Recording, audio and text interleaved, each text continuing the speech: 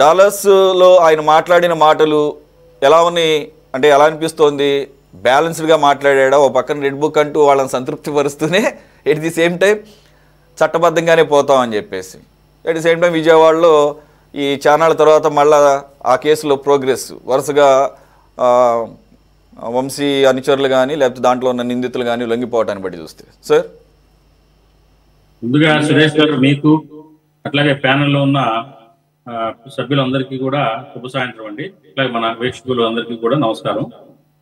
ఇప్పుడు లోకేష్ గారు జనరల్ గా ఏంటంటే డల్లాస్ అయినా లేకపోతే యుఎస్ లో అయినా కెనడాలో అయినా కానీ మరి తెలుగుదేశం పార్టీకి అత్యంత అధిక సంఖ్యలో అభిమానులు ఉన్నారు. ముందు నుంచి కూడా మనం అది ఎవరు కాదనలేని సత్యం. కాబట్టి ఏంటంటే ఆయన వెళ్ళిన ప్రతిసారి కూడా అక్కడ ఉన్న అభిమానుల్ని, పార్టీ అభిమానుల్ని కానివ్వండి, వ్యక్తిగతంగా ఉన్న అభిమానులు కానివ్వండి, ఉత్సాహపరచడమే ప్రధాన కార్యక్రమంగా ఆయన చేస్తూ ఉంటారు. మరి ఇన్వెస్టర్స్ ని అట్రాక్ట్ చేయటం ఒక మెయిన్ ఎజెండా అయినప్పటికీ కూడా పొలిటికల్ గానే ఆయన ఎక్కువగా మాట్లాడుతూ ఉంటారు.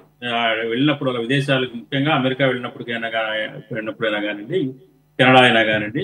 ఇక్కడ ఎందుకంటే మన ఆంధ్రులు ఎక్కువగా ఉన్నారు, ప్రవాస ఆంధ్రులు కానివ్వండి, అక్కడ ఎన్ఆర్ఐలుగా ఉన్న వాళ్ళు కానివ్వండి, ఉద్యోగరీత్యా వెళ్ళిన వాళ్ళు కానివ్వండి, వాళ్ళు ఎక్కువ మంది ఏంటంటే తెలుగుదేశం పార్టీ అభిమానులుగా ఉన్నారు. కాబట్టి వాళ్ళని ఉత్సాహపరచడం, సంతోషపరచడం కోసం లోకేష్ గారు కానీ చంద్రబాబు నాయుడు గారు వెళ్ళినప్పుడైనా కానీ మనం చూస్తున్నాం. అదే విధమైన పంథాలో వెళ్తా ఉన్నారు. ఈసారి మరి డల్లాస్ వెళ్ళిలో ఆయన మాట్లాడిన మాటలు కూడా అందుకు భిన్నమేం కాదు. మరి రెడ్ బుక్ ఉంది కదా, రెడ్ బుక్ లో అన్ని అంశాలని, అన్ని పేజీలని చదువుతున్నారా, అమలు చేస్తున్నారా అని జనరల్ గా అడుగుతూ ఉంటారు అక్కడ. మరి చట్టం తన పని తానికి చేసుకుపోతుందా అనే మాట కూడా మరో పక్క మాట్లాడుతూ ఉన్నారు. నిజంగా ఏంటంటే మరి అప్పట్లో ఆయన రెడ్ బుక్ లో అనేక అంశాలు రాసుకున్నాడు అనేది క్లారిటీగా ఉంది. ఎవరెవరైతే తెలుగుదేశం పార్టీ ముఖ్య నేతల్ని అరెస్ట్ చేయించడం, వాళ్ళని కించపరచడం, అసభ్యకరంగా అభ్యూజంగా మాట్లాడటం చేసిన అధికారులు కానివ్వండి, రాజకీయ వైసీపీలో ఉన్న వాళ్ళు కానివ్వండి, ఎవరైతే చేశారో అందరి గురించి కూడా ఆయన పుస్తకంలో రాసుకున్నాడో లేకపోతే బుర్రలో పెట్టుకున్నాడో కానీ ఎవరిని కూడా వదిలిపెట్టే పరిస్థితి లేదనేది పదే పదే చెప్తా ఉన్నాడు. ఆయన వాస్తవాలు కూడా అలాగే కనిపిస్తూ ఉన్నాయండి. ఎందుకంటే వరుసగా ఒక్కొక్కళ్ళు రకరకాల కేసుల్లో కేసులు ఒరిజినల్ గా ఉండొచ్చు, కేసులు అక్రమ కేసులు అని నేను చెప్పను కానివ్వండి, కేసులు వాళ్ళు ఏదైతే చేశారో, తప్పులు చేశారో ఆ పరిపాలనలో, ఆ తప్పులన్నింటినీ కూడా ఎతికి తవ్వి మరీ తీసి ఒక్కొక్కరిని మీద మరి వాళ్ళ మీద చర్యలు తీసుకోవడం, చట్ట ప్రకారంగా బిగించడం, మరి లోపల వేయటం ఇవన్నీ జరుగుతూ వస్తుంది. కాబట్టి ఆయన మాట్లాడిన మాటల్లో అదే కోవకు వస్తాయండి. ప్రత్యేకించి ఆయన వాళ్ళ ఉత్సాహపరచడం, అట్లాగే సాటిస్ఫై చేయటం, ఒక రకంగా కసి ఉంది వాళ్ళల్లో, అక్కడ ఉన్న తెలుగుదేశం అభిమానుల్లో ఆ కసిని సాటిస్ఫై చేసే పందాలోనే లోకేష్ గారు వెళ్తున్నారని నా ఉద్దేశం. అట్లాగే ఏంటంటే ఆయన ఈ ఉద్యోగాల గురించి, ఇన్వెస్ట్మెంట్స్ గురించి కూడా ఆయన ప్రయత్నం చేస్తున్నాను, 20 లక్షల ఉద్యోగాలు క్రియేట్ చేస్తామని చెప్పేసి కూడా ఆయన మాట్లాడారు. ఏ రకంగా క్రియేట్ చేస్తారు, ఎంత ఇన్వెస్ట్మెంట్ వచ్చిందనేది వాళ్లే ఒక శ్వేతపత్రం ఇస్తే బాగుంటుంది. ఎందుకంటే ఇప్పటి వరకు ఈ 15-16 నెలల పరిపాలనలో. బాజీ గారు ఒక్క నిమిషం, మనం దాన్ని నేను సెపరేట్ చేశాను. అది డెవలప్మెంట్ యాంగిల్లో ఆయన ఏం మాట్లాడాడు, అక్కడ వాళ్ళని ఎలా ఎంకరేజ్ చేశారో అది మాట్లాడదాం సెకండ్ టాపిక్లో. ఇక్కడ నేను ఒకటి ఏమంటున్నానంటే ఆయన మాట్లాడిన మాటలకి ఇక్కడ జరుగుతున్న దానికి ఒకసారి మనం నెరేషన్ చేద్దాము, లేకపోతే ఒక రిలేట్ చేద్దాము. ఆయన ఏమన్నాడు, రెడ్ బుక్ తన పని తాను చేసుకుపోతుంది, బట్ చట్ట ప్రకారంగానే మేము ముందుకు పోతాం అన్నాడు. ఇప్పుడు వల్లభనేని వంశీ గారి కేసులో డెవలప్మెంటే తీసుకుందాము, రిలేటెస్ట్గా జరిగింది కాబట్టి. వల్లభనేని వంశీ గారు వెళ్ళింది ఏ కేసులో జైలుకు వెళ్ళారు? గన్నవరం టీడీపీ కార్యాలయం మీద దాడి కేసులో వెళ్ళలేదు. అలాగే భువనేశ్వరి గారిని, అంటే లోకేష్ గారి తల్లిని అవమానించారని చెప్పేసి ఆ రకంగా కక్షపూరితంగా వెళ్ళలేదు, అంటే లేని కేసుని. గన్నవరం టీడీపీ ఆఫీసు మీద దాడి గురించి కంప్లైంట్ చేసిన సత్యవర్ధన్ని తన కంప్లైంట్ విత్డ్రా చేయించుకోవాలని ఫోర్స్ చేస్తూ కిడ్నాప్ చేసిన కేసులో వల్లభనేని వంశీ గారు అరెస్ట్ అయ్యారు. సో ఇక్కడ చేసుకున్న తను స్వయంకృత అపరాధం. ఎవరు? వల్లభనేని వంశీ సత్యవర్ధన్ని కిడ్నాప్ చేయడం అనేది జరిగింది. అది కోర్టులో సబ్మిట్ చేశారు. అదే ప్రస్తావించాను.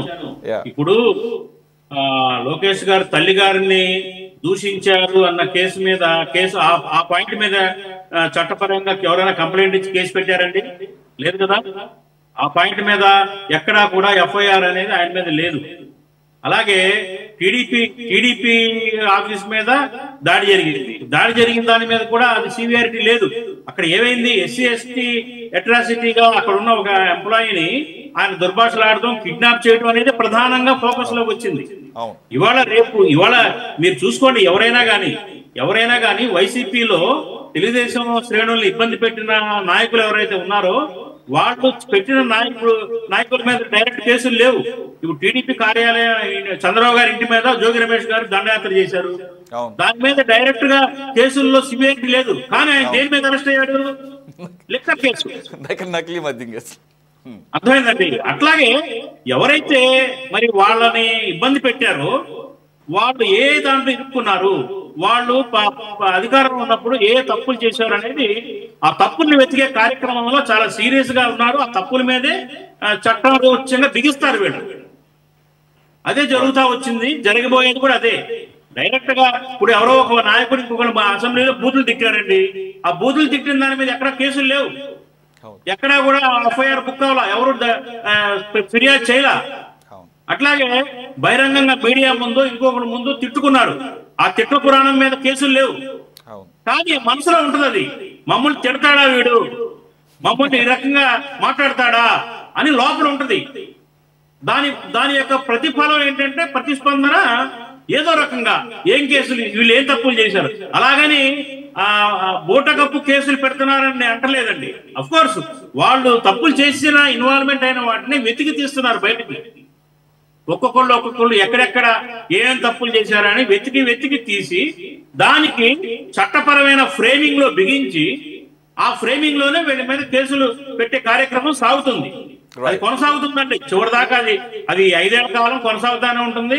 ఇంకా చాలా మంది లీడర్స్ లోపలికి వెళ్లే వాళ్ళు ఉన్నారు, వాళ్ళ పేర్లు రెడ్ బుక్ లో ఉన్నాయి. రెడ్ బుక్ అన్నది తమాషాగా లోకేష్ గారు క్రియేట్ చేసుకున్నదే, కానీ అది ఇవాళ అథెంటిక్ బుక్ అయిపోయింది. తెలుగుదేశం పార్టీకి అథెంటికేషన్ బుక్ అయిపోయింది రెడ్ బుక్. అలాగే ఏంటంటే ఎవరైతే నాయకులు ఉన్నారో వైసీపీ నాయకులు, దుర్భాషలాడిన వాళ్ళు కానివ్వండి, తప్పులు చేసిన వాళ్ళు కానివ్వండి, అవినీతులు ఇరుక్కున్న వాళ్ళు కానివ్వండి, ఒక్కొక్కళ్ళని చట్టంలో బిగిస్తున్నారు వీళ్ళు. అది మనం గ్రహించాలి. ఆ చట్టరీత్యానే వీళ్ళు ఎలా లోపల వేయాలి వీళ్ళని, ఇవన్నీ కూడా జరుగుతూ ఉన్నాయి. ఇప్పుడు వాళ్ళు చేసిందే అదే. ఇప్పుడు మన రఘురామకృష్ణరాజు గారు ఉన్నారు, ఆయన ఏం తప్పు చేశాడండి? ఆయన ఏం తప్పు చేయలే. పార్టీ విధానాలు వ్యతిరేకించడం చట్టపరంగా తప్పు కాదు, రాజ్యాంగం ఇచ్చిన హక్కు. పార్టీ నాయకులు తప్పు చేస్తున్నారనుకోండి, వ్యతిరేకించడం తప్పు కాదు. కానీ జగన్మోహన్ రెడ్డి గారు ఏం చేశారు? దాన్ని రాజద్రోహం కేసు పెట్టారు. ఆయన ఒక రాజు తప్పు చేస్తుంటే, బాబు రాజు నువ్వు తప్పు చేస్తున్నావు, కరెక్ట్ కాదు అనే దాన్ని ద్రోహంగా ఆయన చిత్రీకరించి లోపల పెట్టి చిత్రహింసలకు గురి చేశారు. అదే పందానే ఇప్పుడు వీళ్ళు కూడా తాము తీసుకున్న వాళ్ళే పడతా ఉన్నారు. మరి అంతేగా సార్, మరి మనం గత 5 సంవత్సరాలు మనం రాచరికంలో కదా ఉంది, మనం భారతదేశపు ప్రజాస్వామిక దేశంలో లేము.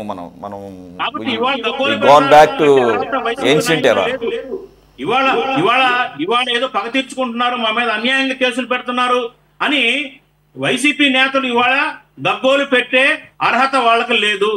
ఎందుకంటే గత 5 ఏళ్ల పరిపాలనలో సాగింది కూడా అలాగే. Right, okay.